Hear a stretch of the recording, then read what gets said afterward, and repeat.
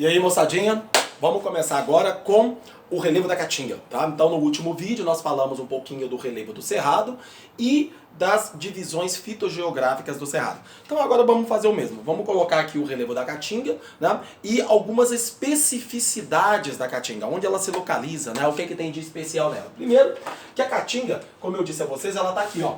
Ela tá entre a região, né, dos planaltos cristalinos e entre as cuestas sedimentares do outro lado, tá? Então ela está entre o meio norte, que já começam aqui algumas cuestas, tá?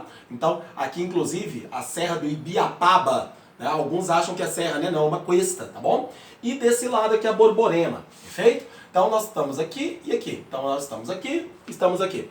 Esse meiozinho ele é marcado por algumas características. A primeira delas, lembrando que a presença de inselbergues,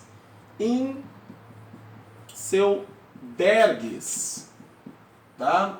Então, o que são inselbergues? É a mesma coisa, imagina que seriam icebergs de pedra. Lembra quando eu falei na Amazônia dos morros residuais, dos crátons, né? Ou dos afloramentos cristalinos? É a mesma coisa. A diferença é que você percebeu que aqui é pontiagudo. Por quê? Porque está sob temperismo físico. Olha a diferença. Vamos colocar uma nota aqui, eu acho que vale a pena. Quando na prova cair isso daqui, ó, um afloramento cristalino e outro afloramento cristalino, olha aqui, eles não vão acontecer na mesma área, tá, gente? Então fiquem tranquilos. Então aqui é a bacia sedimentar, aqui é a bacia sedimentar, olha aí, bem explicadinho. E entre, aqui não, como eu disse, né, eles não estão nunca juntos, isso daqui vai acontecer na Caatinga. Isso daqui vai acontecer na Mata Atlântica, isso aqui vai acontecer na Amazônia. Por quê? Porque isso aqui é intemperismo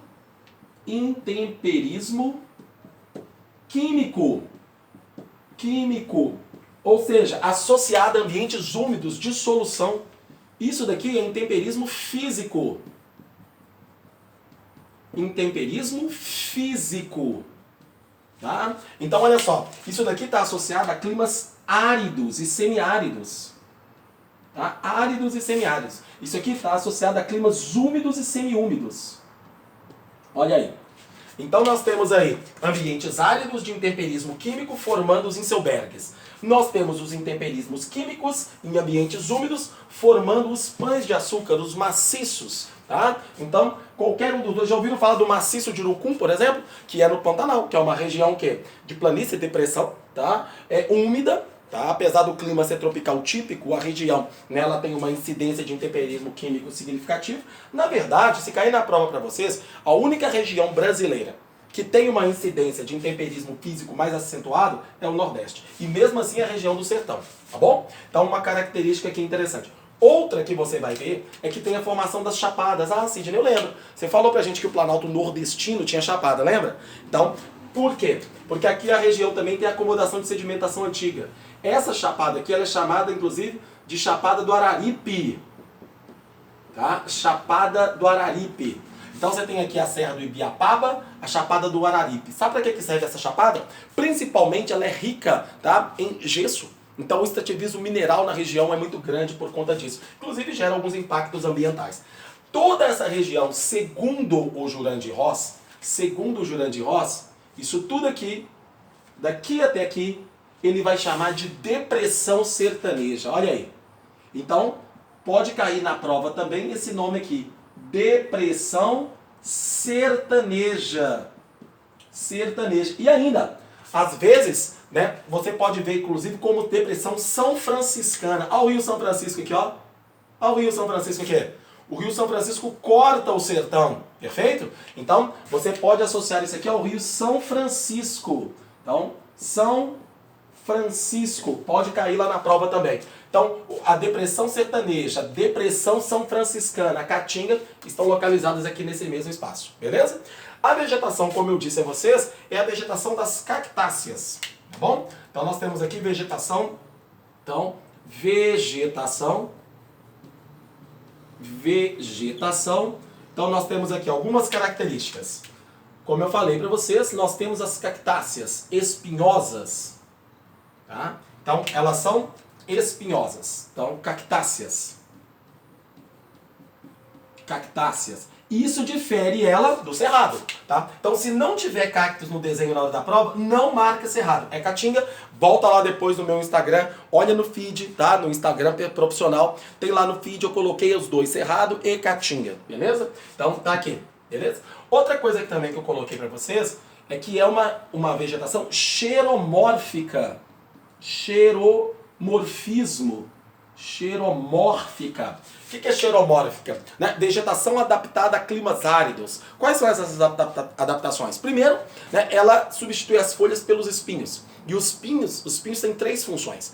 Primeiro, né, ele retém maior quantidade de água dentro da planta. É interessante, né, a gente pensar em caatinga, porque a caatinga é uma vegetação de difícil pegar fogo. Aí você fala, tá, Cid, eu sempre achei que ela quase entrava em combustão espontânea. Não. A caatinga ela é seca, o ambiente é seco, mas a planta é muito úmida. A planta é uma esponja, né, que absorve água e que retém essa umidade justamente para ela sobreviver.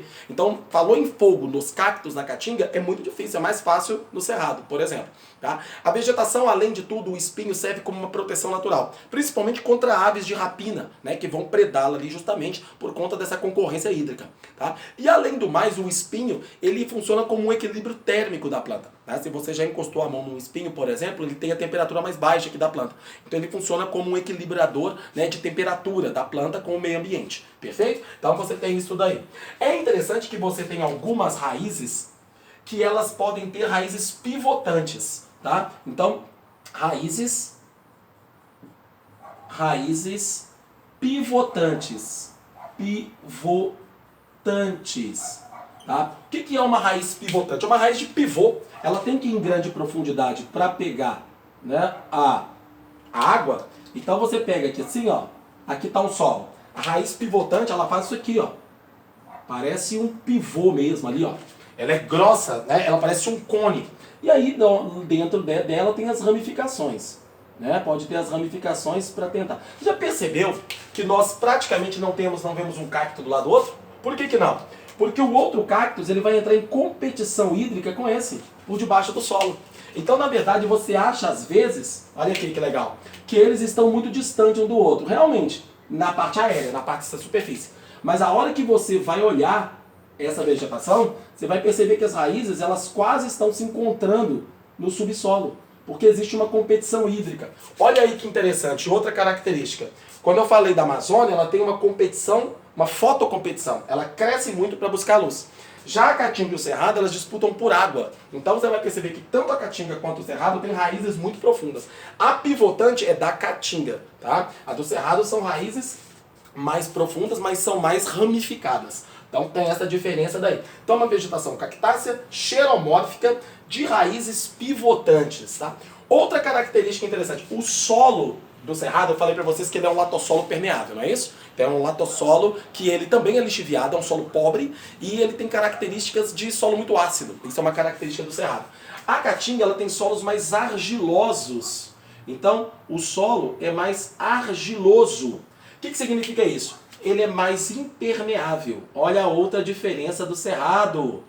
Ele é mais impermeável. Sabe o que significa isso? Que quando chove, a água empoça em algumas áreas. E quando essa água empoça, tá? Ela não infiltra, ela não hidrata o solo, porque quando seca o solo trinca todo, mas em compensação forma o que a gente chama de brejo. Isso aqui são os brejos. Ah, Sidney, eu achei que era pântano, não tem nada a ver uma coisa a ver com a outra. Brejo é no lugar seco de solos impermeáveis e que acaba acumulando água, tá? Já viu aquela música do Vitor Léo, Ei vida boa, sapo caiu na lagoa, eu no caminho do meu sertão? Não é lagoa, é brejo, tá? Sapo fica no brejo. Mas, né, a lagoa, eu acho que rimava melhor com a música, creio eu, imagino. Então olha aí, galerinha. Também a caatinga, então nós vemos a característica do clima comparado ao cerrado, a localização, o perfil regional de cada um deles e as especificidades, tá? Tanto da caatinga quanto do cerrado em relação à vegetação e algumas particularidades nos casos, tá bom? Valeu, galerinha, vocês estão prontos então para pegar a aula do Richard. É isso daqui, como eu disse a vocês, módulo 2 e módulo 3. Os exercícios já estão recomendados. Estão no feed, tá, do meu Instagram, mas também estão no Instagram da escola, tá? Eu coloquei inclusive no story. Tá? Então tem lá um grupo de exercícios para que vocês façam, tanto do módulo 2 quanto do módulo 3. Aqueles exercícios que eu tenho certeza que vão agregar valor para vocês no estudo. Tem que assistir essas aulas, né? Hoje, tem que assistir essas aulas depois de amanhã. Assista essas aulas de preferência antes da do Richard, que vai com o módulo 4. Mas, ó, tranquilo. Ah, Sidney, não deu tempo, eu estou muito ocupado. Gente, eles não são pré-requisitos. Então, não deu tempo, não estressa, tá? Ah, Sidney, eu não dei, vou assistir a aula 4. Pode assistir. Assistiu a aula 4 do Richard, vocês vão ver que é de outros biomas. Aí depois, no final de semana, quando você tiver um tempinho, você vai assistir essas aulas. Que né, do módulo 2 e módulo 3, são independentes e não tem nenhum, né, pré-requisito para que você entenda as outras. Galerinha, muito obrigado, valeu e até na semana que vem, beleza? Tchau!